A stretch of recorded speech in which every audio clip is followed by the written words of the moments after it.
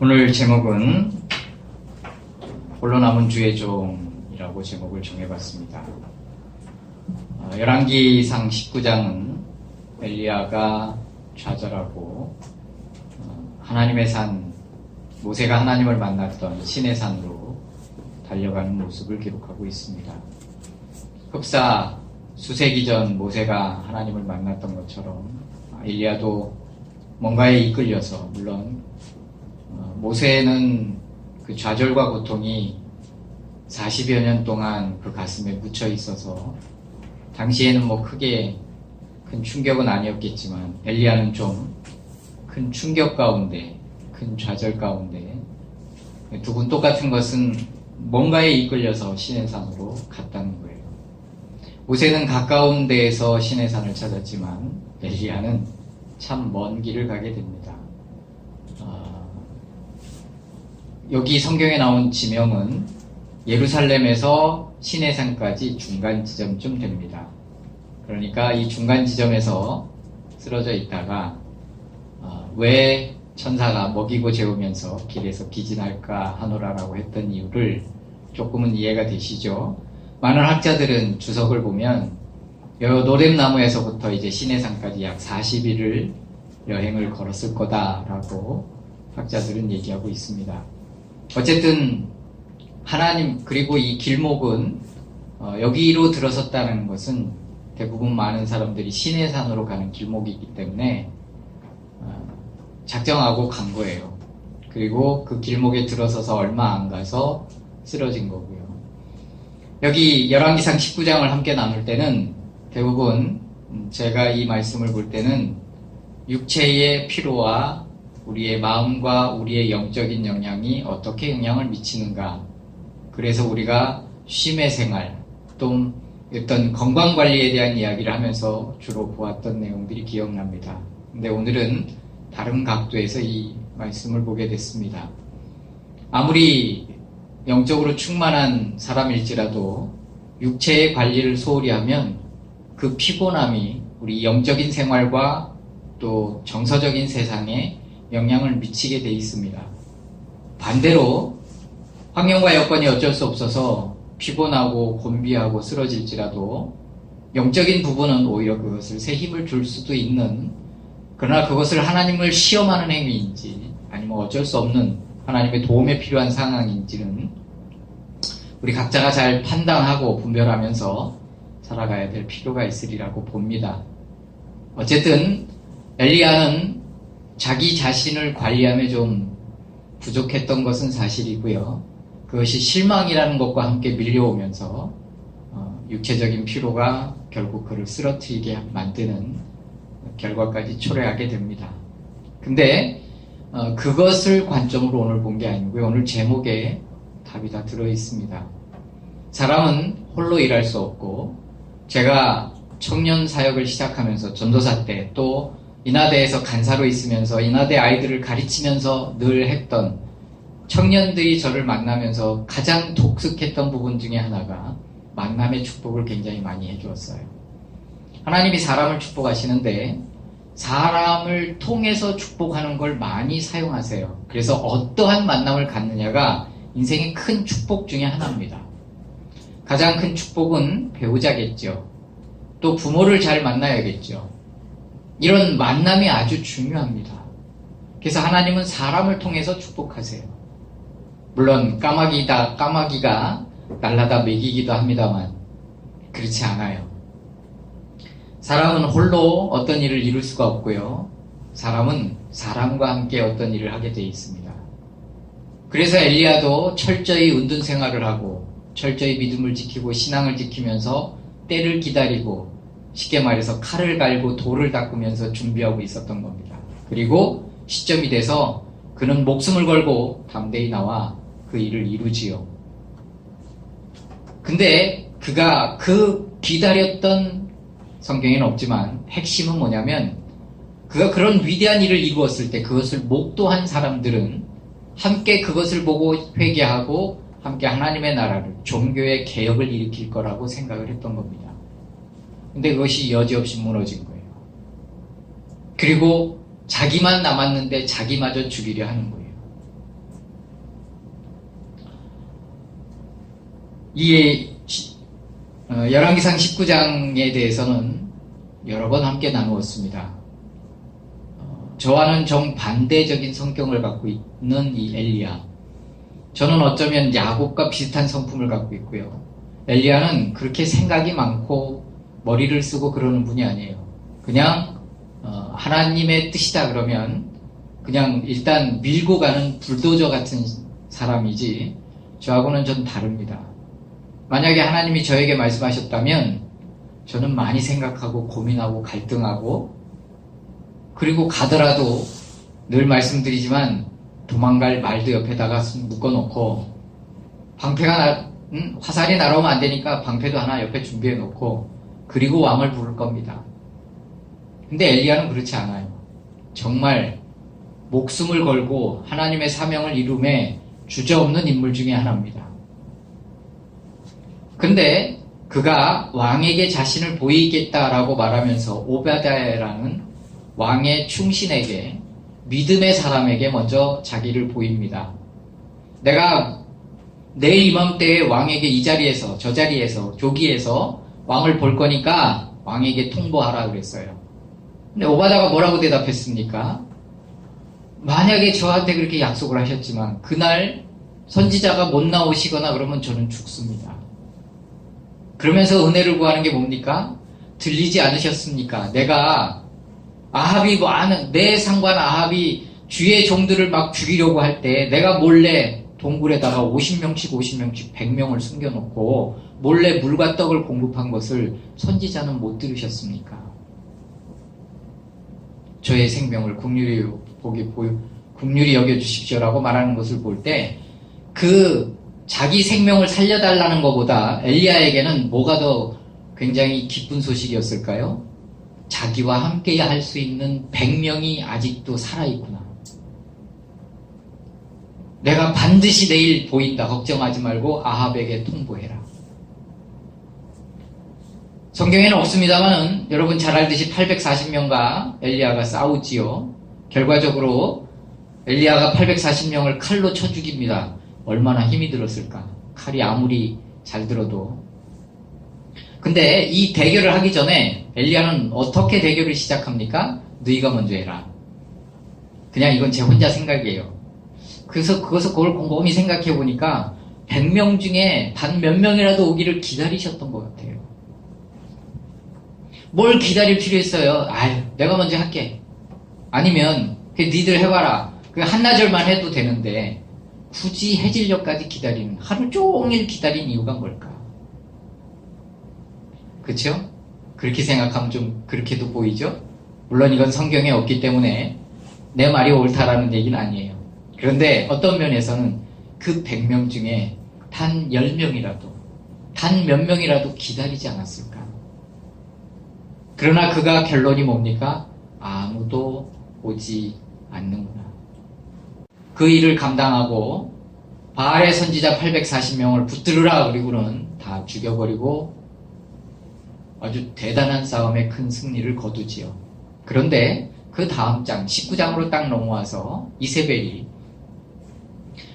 아합이 먼저 이세벨에게 아내에게 얘기를 합니다. 그러면 그 선지자는 참 선지자구나라고 해야 될 텐데 악한 사람은 아무리 위대한 얘기를 듣고 기적을 보아도 악한 사람은 그대로 악합니다. 절대로 사람이 변화되리라는 기대감을 우리는 가져서는 안 돼요. 물론 변하는 사람도 있고 그렇습니다만은 엘리야는 크게 착각했던 거예요. 아합은 자기와 함께 이제 그 많은 것을 보았으니까, 그리고 아합에게 무슨 배려까지 했어요? 비가 온다 그러니 마차를 준비해 가라 라고까지 아합을 배려한 이유는 함께 이스라엘을 개혁을 일으키자, 하나님의 나라로 다시 만들자, 그런 의미가 그 안에 숨어 있는 거예요. 그런데 어떤 말이 들립니까? 왕이 가서 부인에게 얘기하니까 부인이 뭐라고 호언장담하냐면 이건 공포예요. 그러니까 방을 붙이고 선포하는 거하고 똑같은 거예요. 왜 그랬냐면 바로 어제 자기의 선지자 840명이 죽었어요. 누구에게? 엘리야에게. 그러면 자기가 섬기는 신들과 그 종교는 어떻게 돼요? 그러니까 어떻게 해야 돼요? 다음 날은 죄를 잡아다가 공개 처형을 해야 돼요. 그래야 자기가 섬기는 신들을, 무슨 말인지 이해가 되시죠? 이것이 협박이 아니고 공포예요. 진짜 죽이려는. 그러니까 엘리야가 도망간 거예요. 이것이 2절의 내용이에요. 2절은 공포한 거예요. 호언장담하고 아예 방을 붙인 거예요. 저 내일 죽인다. 그러면 840명이 죽은 걸 본 백성들은 다시 엘리야가 죽는 걸 보면 어떻게 돼요? 누가 참신이지? 이런 의문을 갖게 될까요? 안 갖게 될까요? 어쨌든 이 사정을 보고, 이 형편을 보고 라고 하면서 엘리야는 도망갑니다. 그런데 재밌게도 영어 성경은 이 형편을 보고라는 단어를 영어는 이렇게 표현하고 있습니다. 두려워하며 라고 번역을 했어요. 근데 어떤 영어 성경은 두려워 떨며 라고 번역을 했어요. 이 형편을 보고 돌아가는 이 지금 판도를 보니까, 돌아가는 이 현 시대를 보니까 자기는 이제 죽은 거예요. 근데 영어는 이걸 이렇게 번역을 했다니까요. 두려워 떨면서 도망간 거예요. 여기서 저는 참 큰 위로를 받습니다.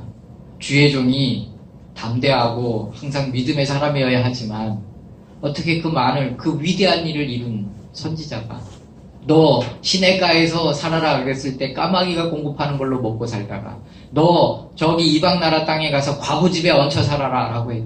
이해되지 않는 두 가지 말씀에 다 순종하고 3년 반을 그렇게 숨어서 하나님의 때를 기다리면서, 오히려 저 같은 사람에게 숨어서 기다리라고 하면 편해요.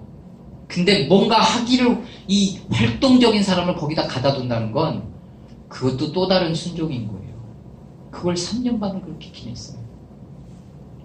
그 집에 어떤 일까지 벌어져요? 아이가 죽잖아요. 살려내니까 그 여자가, 이방 여자가, 당신은 진짜 하나님의 종인 걸 내가 이제 알겠습니다. 이런 일까지 다 벌어지는. 그게, 여러분, 아이를 살려낸 것이 그가 능력이 있어서가 아니에요. 물론 능력의 종이지만 순종의 3년 반의 세월이 그를 살리는 능력을 채운 거예요. 말이 어렵죠? 순종이란 때로는 하나님이 보셔요. 기간을 보시는 거예요. 지금 몇 억을 드린다 그것도 좋겠죠. 그러나 그가 변함없이 예측 불가능한 사람이지만 예측 가능한 사람, 그가 그 일은 반드시 언제나 그 일을 하는 그 자리에서 그걸 하고 있는 사람, 그러면서도 어떨 때는 정말 생각지도 못한 일들로 하나님을 섬기는 사람, 예측 가능한 그 일을 계속 끊임없이, 그게 쉬운 게 아니에요. 어제도 그 일을 하고 내일도 그 일을 하는 거 쉬울 것 같죠. 아무도 칭찬해주지 않고 아무도 인정해주지 않고, 그러나 묵묵히 하나님이 말씀하시기에 그 일을 하는 사람, 교사 일이 쉬울 것 같아요? 아무도 그거 인정해주지 않습니다. 그러나 그 일을 계속 해내는 사람, 그 시간이 그를 능력자로 세우는 거예요. 어쨌든 제가 아는 어떤 분은 10년을 한 교회를 섬기라고 그랬대요. 그거 지켜야 합니다. 그가 받은 말씀에 하나님은 두 번째 말씀하시는 분이 아니에요. 예를 들어서 주중에 제가 또 은혜 받은 말씀 중에 하나가, 어떤 선지자가 어디 가서 예언을 했어요. 그리고 하나님이 뭐라고 그러셨냐면, 그 젊은 선지자에게 왔던 길로도 가지 말고, 거기서 물도 마시지 말고 떡도 마시지 말고 다른 길로 거기서 얼른 빠져나와라고 그러셨어요. 그런데 그 동네에 어떤 늙은 선지자가 그 선지자를 얼른 달려가서 만나서, 나도 평생을 선지자했던 사람이다. 내게 하나님이 말씀을 주셨는데 밥은 먹고 우리 집에서, 그 집에서 말고 왕의 집에서 말고 우리 집에서 밥은 먹고 가라고 하셨다. 그럼 믿음이 가잖아요. 같은 선지자고, 그리고 왕의 집도 아니고 뭘 바라는 것도 아니고 사례를 받는 것도 아니고 전혀 관계없는 사람 집에서. 근데 거기서 밥을 먹었을 때 어떻게 돼요? 예언이 떨어지죠. 늙은 선지자에게. 그리고 정말 얼마 못 가서 사자가 나타나서 죽였는데, 사자 옆에 나귀가 그대로 서 있고요. 나귀 옆에 시체가 가만히 있어요. 그러니 다른 짐승이 그 시체를 뜯어먹을래야 먹을 수가 없죠. 사자가 버티고 있는데. 늙은 선지자가 가니까 늙은 선지자도 행하지도 않고, 시체를 실어다가 집에 가서 묻어드렸어요. 근데 여기서 시사하는 바가 뭡니까? 여러분, 늙은 종은 분명히 인격적으로 훌륭한 사람이고 좋은 사람이고 아주 좋은 사람일 거예요. 그렇죠? 그러나 좋은 사람과 정의로운 사람은 틀려요. 무슨 말인지 이해가 되시죠? 그리고 하나님은 두 번 이렇게 번복하시는 경우가 거의 없어요. 발락과 발람 이야기도 마찬가지예요. 여기서 우리가 두 가지를 기억해야 될 것. 하나님은 번복하지 않으시고 처음 받은 말씀이 거의 맞고요. 사람의 말은 다른 아무리 위대한 선지자가 말했어도 내가 받은 말씀이 맞는 거예요. 응? 그래서 내가 항상 하는 말이 자신의 판단이 옳다라는 말을 항상 하잖아요. 자기의 결정이 옳다. 내 결정이 옳다. 옹고집 똥고집으로 가라는 얘기가 아닙니다. 사람은 정말 생각해보고 사람이 말하는 건 그가 아무리 위대한 사람일지라도 내게 주신 말씀과 틀릴 때는 내가 다시 한번 분별해보고 다시 한번 생각해보고 내게 주신 것이 옳은 거예요. 다시 제자리로 와서 엘리야는 840명을 그렇게 쳐 죽이고 자기가 생각했던 조금 기대했던 숨겨진 100명 중에 몇 명이라도 올까? 아무도 안 왔습니다. 그럼 자기가 마음속에 정말 기대했던 아합과 함께 왕이니까 이스라엘을 개혁하면 되는데 아합은 자기 부인에게 한마디 말도 못하고 자기를 죽이려는 일에 앞장서서 이 일을 분명히 어제 그 위대한 일들을 하늘에서 불이 떨어지는 것을 보았음에도 불구하고 그는 엘리야를 죽임에 동참하고 함께 그것을 실행하고 있습니다. 그러면 엘리야가 무슨 생각을 할까요? 정말 이제 하나님의 그 사명이 이제 이루어질 날이 이제 코앞에 온 거예요. 그리고 그걸 기대하는 마음으로 부풀어서 비가 오기를 하나님 앞에 간절히 기도하고 비가 온다라고 먼저 왕에게 얘기하고 그리고 그것이 이루어지기 위해서 하나님 앞에 우리가 잘 알듯이 무릎 사이에 머리를 넣고 기도하는 그 아주 정말 간이 녹는 몸이 녹아내리는 그 절절한 기도를 하고 그리고 비가 쏟아진 뒤에 성령의 능력의 힘을 벗어 왕에게 달려가잖아요. 이 모든 행동은 뭐예요? 왕과 함께 이제 이스라엘을 개혁할 기대와 꿈에 부풀었던 거예요. 여지없이 깨진 거예요. 그리고 그는 도망가고 그리고 이제 중간 지점에 자기의 종들을 내려놓고 홀로 가요. 진짜 완전히 홀로 가요. 근데 얼마 못 가서 로뎀나무에 쓰러집니다. 아랍인들은 그 로뎀나무를 지금도 그 콩과 나무인데요. 키는 1m에서 2m. 그러니까 보통 저만한 나무죠. 이파리가 굉장히 넓답니다. 그래서 밤에는 바람을 막아주고요. 낮에는 햇빛을 막아주기 때문에 그 광야에 여정하는 사람들이 즐겨 참 좋아하는 그리고 추울 때는 땔감으로도 쓰는 그런 나무랍니다. 이거를 거기에서는 금작화라고 부른대요. 우리가 그것까지 알 필요는 없습니다만은 그런 나무 밑에 뭐 한두 그루가 있었는지 몇 그루가 이렇게 모여 있었는지는 잘 모르지만 아마 한 그루 있었던 것 같지는 않아요.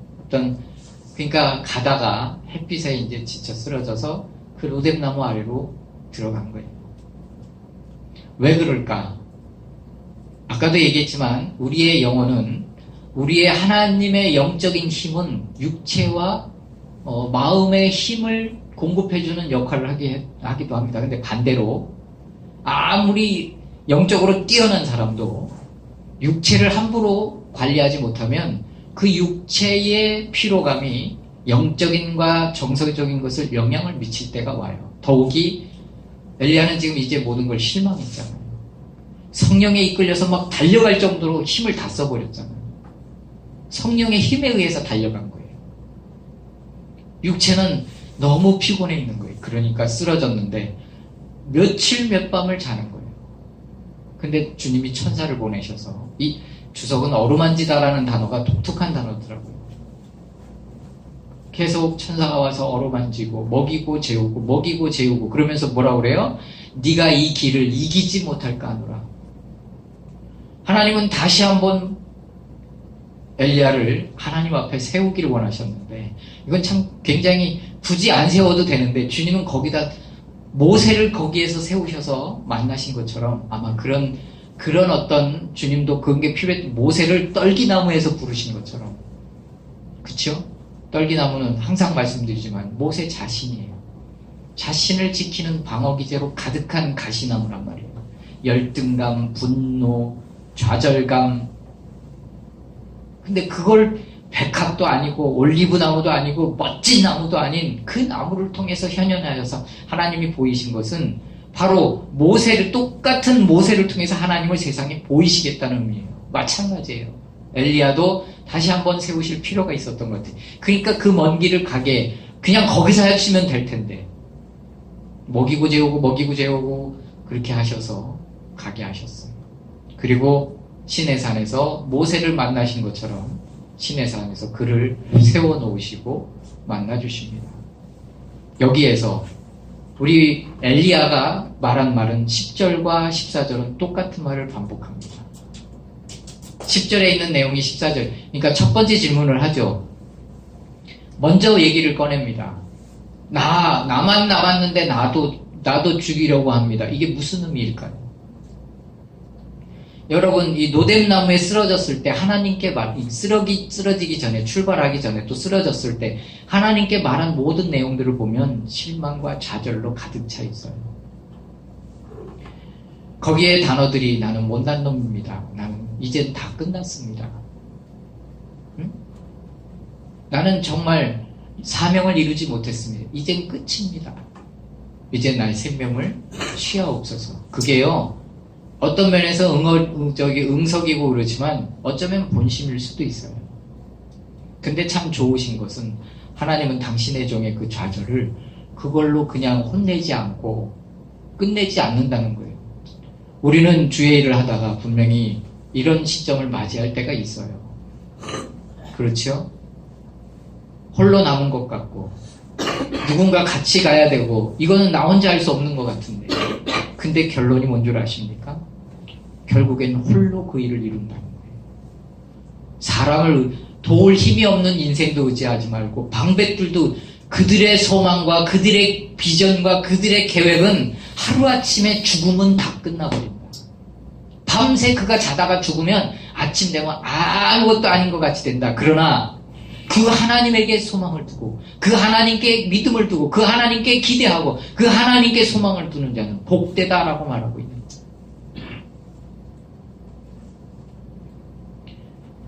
지난주 말고에 지지난주에 기도원을 갔다 왔고 그 기도원에서 며칠 묵상하고 예배드리면서 하나님이 주신 말씀을 지난주에 나눴던 겁니다. 히브리서 10장에 있는 말씀처럼 너희가 지난날 그 큰 고난을 견디어낸 것을 기억하라는 이 말씀, 히브리서 10장에 있는 말씀, 마지막 부분에 있는 이 말씀을 시작으로 조금만 더 인내하라. 오실 그이가 곧 오시니, 응? 우리가 잘 아는 말씀, 오실 그이가 지체치 않고 오신다. 그 말은 재림에 대한 이야기가 아니라고 주석을 내가 분명히 내용까지 다 읽어드렸죠. 그것은 상을 가지고 오신 주님에 대한 묘사다. 조금만 다시 한번 또 이제 너희 앞에 조그만한 다른 고난이 닥쳐왔는데 조금만 인내하라. 그러면 첫 번째 하나님이 약속하신 약속을 가져오기 위함이다. 두 번째 하나님이 오실 그이가 오시는데 그 뭐 갖고 오신다고요? 축복을 갖고 오신다. 그 내용을 지난주에 나눴어요. 그런데 이번 주에 조용히 하나님 앞에서 성전에서 홀로 묵상하는데 이 말씀이 새롭게 와닿았어요. 과연 내가 이 일을 이룰 수 있을까? 나도 모르게 나도 사람을 의지하고 왜? 하나님은 사람을 통해서 역사하시기 때문에 나 홀로 이 일을 하는 거 아닌가? 라는 마음을 가졌을 때 하나님은 뭐라고 하시는가? 분명히 하나님이 거기까지 이끌어서 엘리야를 그 광야에 세워놓으시고 하나님은 엘리야에게 뭘 보여주십니까? 불을 막 강한 바람, 불.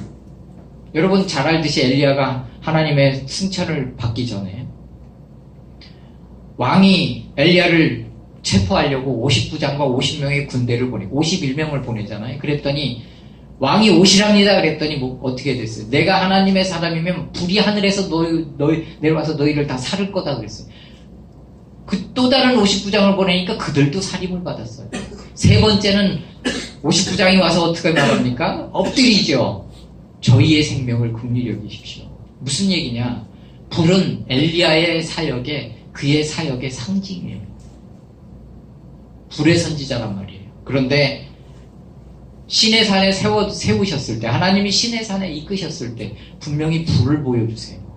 지진도 보여주세요. 강한 바람도 보여주세요. 그런데 엘리야는 거기서 주님을 못 느껴요. 어디서 느낍니까? 세미한 음성에서 느껴요. 그 내용을 성경엔 기록하지 않고 있지만 분명한 것은 모세가 하나님께 세임을 받았듯이 엘리야는 거기에서 위대한 세임을 받았다라는 거예요. 그리고 하나님은 거기에서 그의 사명을 끝낸 게 아니고 그의 사명의 시작점을 세우신 거예요.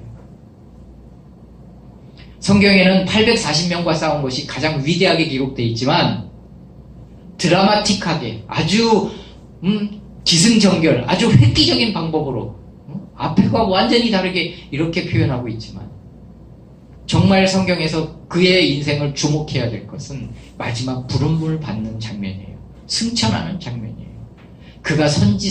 그가 왕을 의지 않고 홀로 하나님을 의지하며 세웠던 전국의 곳곳에 세웠던 선지학교. 엘리사와 그것을 방문하면서 마지막 유언을 하고, 유언이죠. 마지막 당부를 하고, 그리고 갈멜산을 건너서 승천하는 내용까지. 거기 그 장소들. 엘리야가 세웠던 그 선지학교들. 바알에게 무릎 꿇지 않는 7,000명을 곳곳에서 세워서 하나님의 사람으로 양육했던 그 장소들. 엘리야의 사역은 거기서 끝이라고 생각했어요. 자기는 이루지 못하고 생각했어요. 더욱이 하나님께도 핑계를 댄 거예요. 나만 남았는데 나도 죽이려고 합니다. 주님이 왜 안 막아주시냐 이 말이에요. 내가 이렇게까지 하나님을 섬겼는데 왜 여기서 끝을 내십니까 이거예요. 그는 그것이 너무나 나라도 그랬을 것 같아요. 이젠 사역은 끝이다. 이제 끝났구나. 내가 할 수 있는 게 없구나.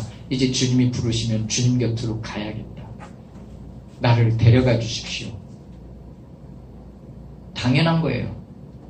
근데 주님은 아니다. 성경에는 없습니다만은 성경이 기록한 것은 내가 바알에게 무릎 꿇지 않은 7,000명을 남겨놨다는 것밖에 없지만 분명히 주님은 그에게 많은 비전들을 보여주셨을 거예요. 그리고 그 비전대로 곳곳에 하나님의 학교들을 세우고 하나님의 일을 이루고 분명히 그렇게. 그래서 성경은 거기까지는 참 많은 얘기를 기록하고 있지만 그 뒤는 학교 세운 얘기는 없어요. 참 재밌죠? 우리 인생도 마찬가지입니다. 살아가다 보면 우리는 엘리야보다도 더 좌절할 때가 있어요. 공교롭게 몇 주 전에 목사님 이제 거의 한 달 안 돼가나요? 11월 10 며칠 날쯤이었으니까 한 달쯤 돼가네요.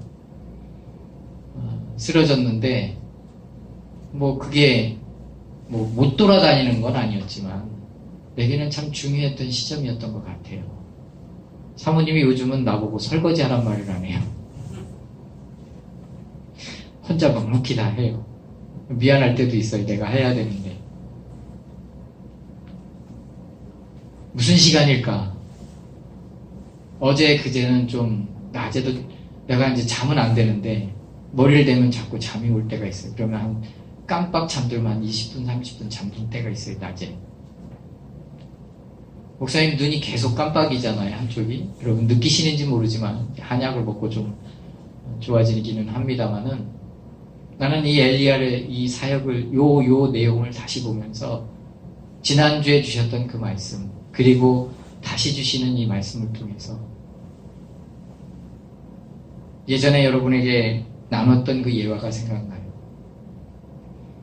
미국에서 어떤 전쟁을 할 때, 남북전쟁 때 어떤 지휘관 이제 대통령이 있지만 아브라함 링컨이 있지만 어느 지역의 그 지휘관이 다스리고 지휘관이 이렇게 관리하고 있는 그 성이 한 6개인가 7개 있었대요. 그런데 그 그 성을 또 관리하는 부대장들이 있었겠죠. 근데 한 성을 빼앗긴 거예요. 그래서 그 소식 전령을 듣는 순간 그 7 성을 지키고 있는 그 대장이 그 참모한테 그 소리를 듣는, 그러니까 부대장하고 참모하고 있는데 전령이 와서 얘기를 했어요. 그 전령은 나갔는데 옆에 있던 참모가 큰일 났습니다. 또 무슨 안 좋은 소식이 뭐가 있느냐 그랬더니 뭐라고 그랬냐면, 성을 하나 잃은 거는 정말 큰 손실이고 전력에도 큰 손실이죠. 그러나 내가 볼 때 대장님이 지금 좌절하고 실망한 걸 보니까 나머지 6개도 다 잃게 생겼다. 그 잃은 성은 다시 탈환하면 되지만 한 번 좌절하면 이제는 어떻게 할 수가 없다.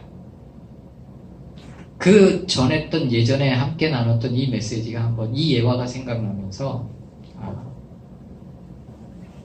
분명히 하나님은 하신다. 사람을 바라봐서도 안 되고, 주님은 이 실망하고 좌절하고 하나님께 따져묻고 있고 쓰러져 있는 이 종을 하나님은 다시 세우시고 다시 힘을 주시고, 그리고 하나님이 그에게 다시 말씀하셔서 일으켜서 주의 길을 걷도록 하시는 이것을 볼 때 주님은 얼마나 좋은 분이고 얼마나 자비로우신 분이고 얼마나 위대한 분인가를 다시 한번 함께 나누게 됩니다. 할렐루야. 말씀을 정리하겠습니다.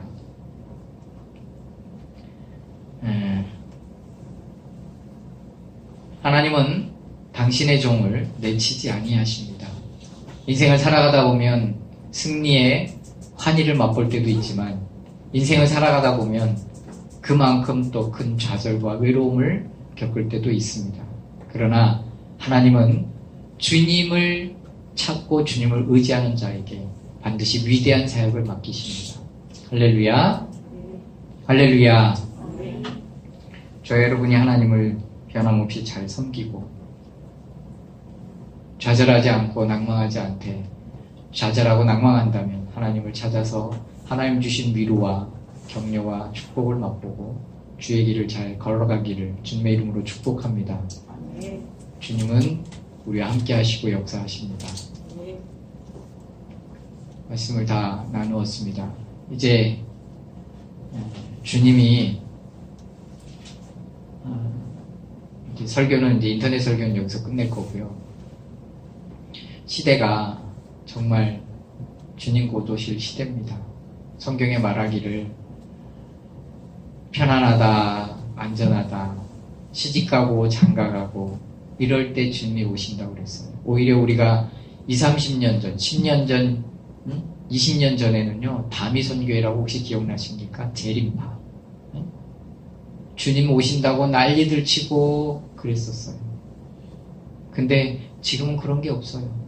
너나 나나 너무 편하게 살고 있고 주님이 언제 오실지도 모르는 것처럼 다들 그렇게 살고 있어요. 주님 곧 오십니다. 정신 차리고 믿음 생활 똑바로 하시기를 주님의 이름으로 부탁드립니다. 할렐루야. 기도하겠습니다.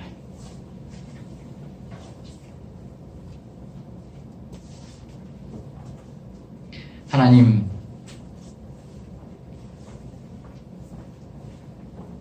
주의 일은 주님이 하십니다. 내가 기대하는 방법과 내가 원하는 방법이 아닌 주님이 원하시는 방법과 주님의 원하시는 길로 우리를 이끄실 때에 주님, 좌절하고 실망할지라도 홀로 두지 않고 새 힘과 새 능력을 주셔서 그 일을 감당케 하시는 하나님을 바라보게 하여 주옵소서. 주님을 의지합니다. 예수님의 이름으로 기도드렸습니다.